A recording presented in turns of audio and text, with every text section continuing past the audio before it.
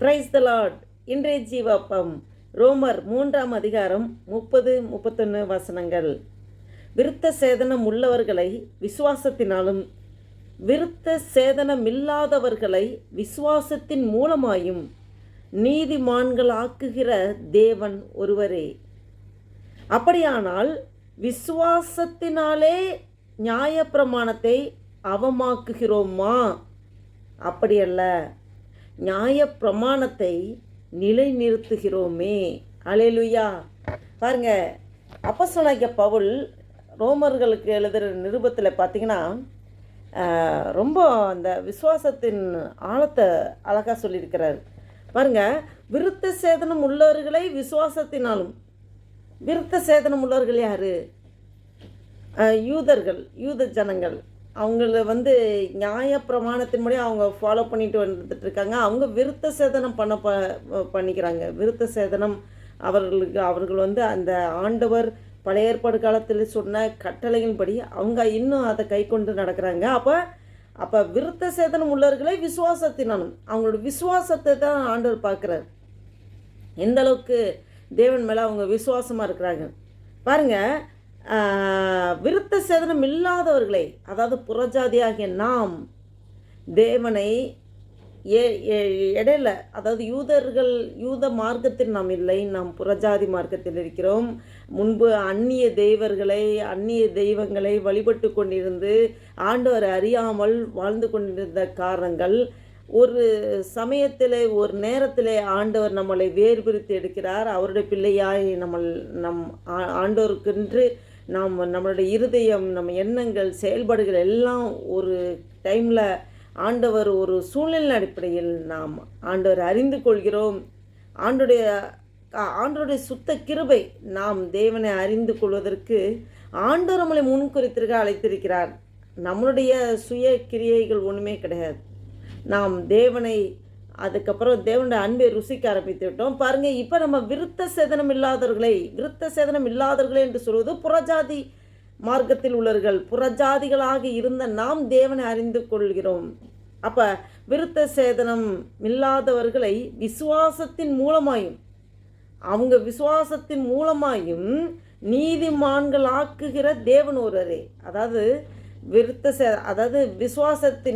விசுவாசம் தேவன் மேல் வைக்கிற விசுவாசத்தின் மூலமாக தான் நீதிமான்கள் ஆக்கப்படுகிற காரியங்கள் நடக்கிறது.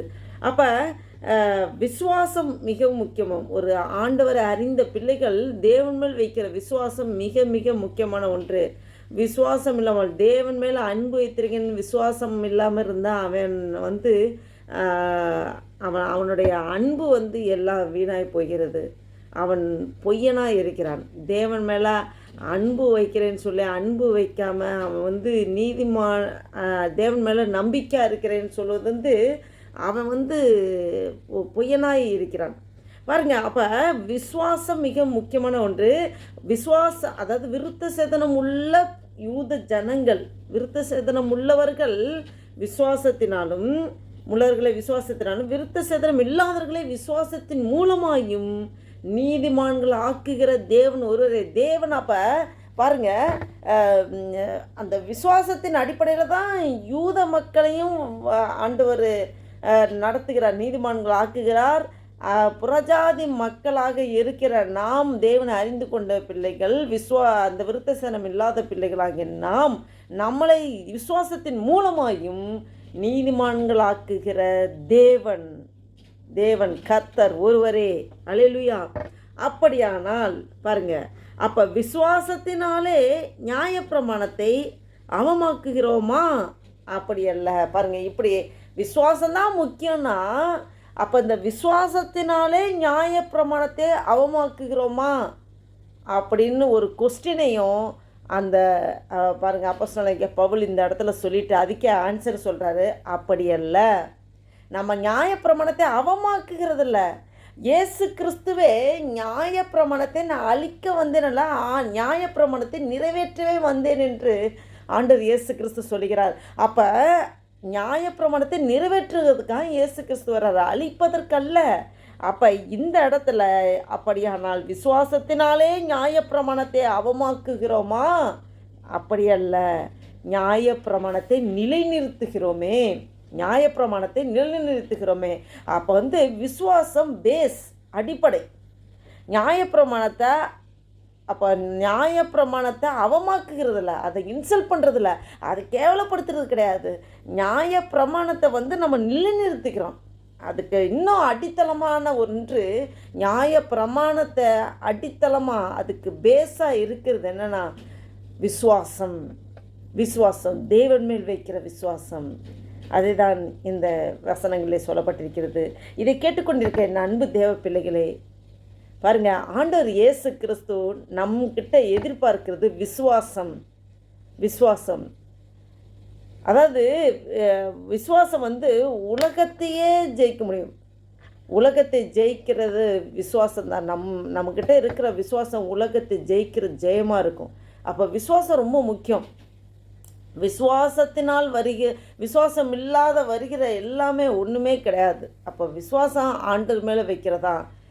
அப்போ இந்த ஆண்டவருடைய சீசர்களை பார்த்திங்கன்னா, அவங்க வந்து அவ்விசுவாசமாக சில காரியங்கள் பண்ணும்போது ஆண்டவர் கடிந்து கொள்வார்.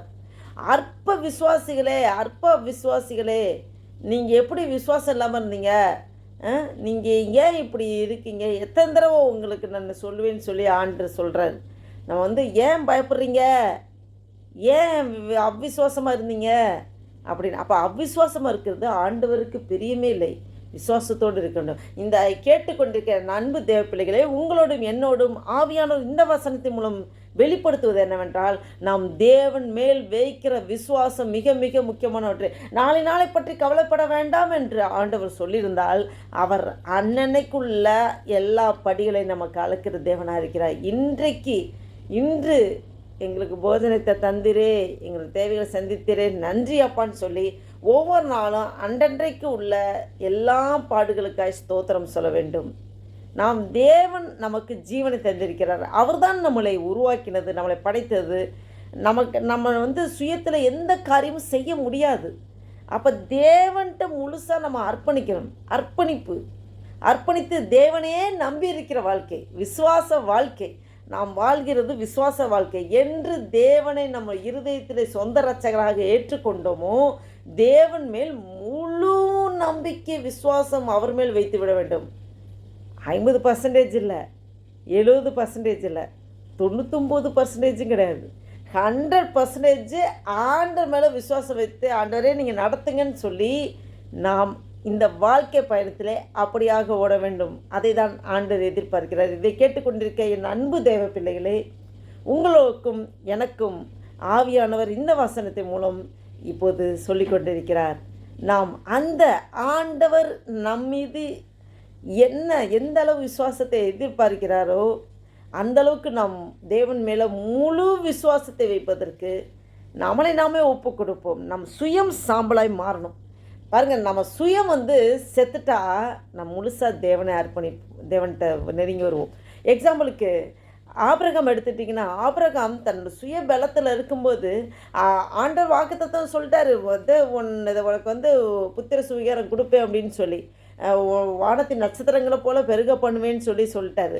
பார்த்திங்கன்னா அவருக்கு வந்து கொஞ்சம் பலன் இருக்கிற வரைக்கும் இளையசர் எங்கள் வீட்டு விசாரிப்புக்காரனாக அவன் அப்படின்னு சொல்லி இளையசரை நினைப்பான். அதுக்கப்புறம் பார்த்தா இஸ்மவேல் என்னுடைய இது சந்ததியாக இருக்குன்னு சொல்லி அவன் நினைப்பான். ஆனால் ஆண்டு சொல்லார், உனக்கு இது சுதந்திரவாளி உனக்கு தருவேன், புத்திரன் உனக்கு உன் சந்ததி மூலமாக தான் ஆசீர்வதிக்கப்படும், வாக்கு தத்தத்தின் பிள்ளை தருவேன்னு சொல்லி ஆண்டு சொல்கிறாரு. அது எப்போனாக்கா பார்த்திங்கன்னா வந்து சுயத்தில் இருக்கிற வரைக்கும் ஆண்டவர் அதுக்கப்புறம் இடையில கேப்பில் பேசவே மாட்டார்.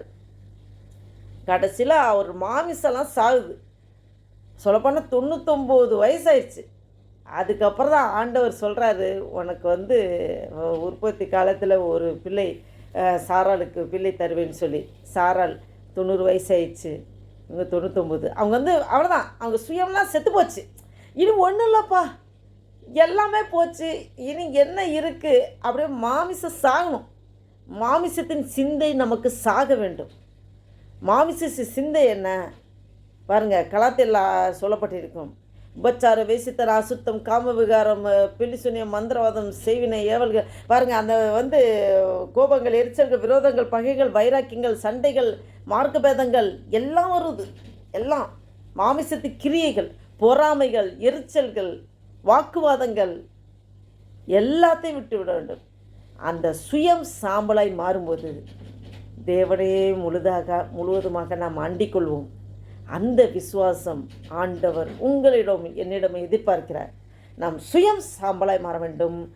ஆண்டுகிட்ட முழுமையாக நம்மளை அர்ப்பணிக்க வேண்டும். தேவனே நீர்தான்ப்பா, எனக்கு எல்லாமே நீங்கள் தான்ப்பா, நீங்கள் நடத்துங்கப்பா, எனக்கு ஜீவனை தந்துன்னு நீங்கள் ஒவ்வொரு நாளும் நீங்கள் நடத்திட்டுருக்கீங்க அப்பா, உமக்கு நன்றின்னு சொல்லி முழுதுமாக தேவன்கிட்ட நாம் அர்ப்பணிக்கிறவர்களாக இருக்க வேண்டும்.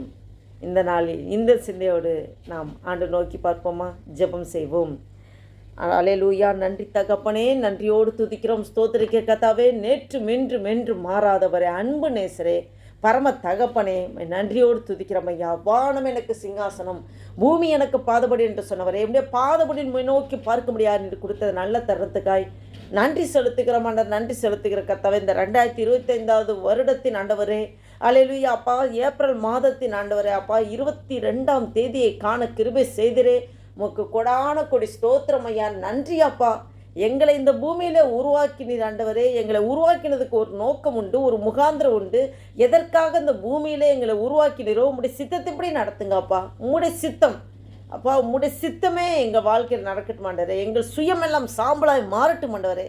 எங்களுடைய சுய திங்கிங் ஆண்டவரே, சுயத்தில் எடுத்து வைக்கிற எந்த காரியங்களை எல்லாத்தையும் எடுத்து போடுங்கப்பா ஆண்டவரே. உம்முடைய இருதயத்தின் ஏக்கம் என்னுடைய ஏக்கமாய் மாறட்டும் ஆண்டவரே. உண்மையே முழுவதுமாக விசுவாசத்தில் ஆண்டவரே அப்பா, விசுவாச வாழ்க்கை வாழ அப்பா நீர் கிருபை தாரும் ஆண்டவரே. அப்பா நீங்கள் இல்லாமல் எங்களால் ஒரு காரியமும் செய்ய முடியாது ஆண்டவரே. அப்பா எங்களை முழுவதுமாக அர்ப்பணிக்கிறோம். எங்கள் ஆவி ஆத்மா சரீரம் முழுவதும் உமக்கென்று ஒப்பு கொடுக்கிறோம், அர்ப்பணிக்கிறோம் ஆண்டவரே. உடைய நாமம் ஒன்றே மகிமை பாராட்டும் ஆண்டவரே. நீர் அப்படியே செய்ய போகிற கிருபைக்காய் ஸ்தோத்திரம். விசேஷமாக நான் புதிய நாளை காண கிருபை செய்திரே உமக்கு ஸ்தோத்திரம் ஆண்டவரே. இந்த நாளில் கைட்டுச்சுக்கிற எல்லா வேலைகளும் ஆசீர்வதிங்க, பலப்படுத்துங்க, பாதுகாத்துக்கொள்ளுங்க. நீர் அப்படியே செய்கிறதுக்காக நன்றி செலுத்துக்கிறேன். இந்த நாளைக்கு விரோதமாக செயல்பட்டுக்கிற ஆசீர்வாத தட்டைகளை கொடுக்கிற பலவீனப்படுத்துகிற ஆவிகளை, தட்டைகளை உண்டாக்குகிற ஆவிகளை நசனாக இயேசு கிறிஸ்துவின் வல்லமையான நாமத்தினாலே கட்டிந்து துரத்துகிற அப்பளை போ சாத்தானே. உடைய நாமம் ஒன்றே மகிமைப்படட்டும். இயேசு கிறிஸ்துவின் நாமத்தினாலே ஜெபிக்கிறோம் ஜீவனுள்ள எங்கள் நல்ல பிதாவே. ஆமேன், ஆமேன். Praise the Lord. Thank you Jesus.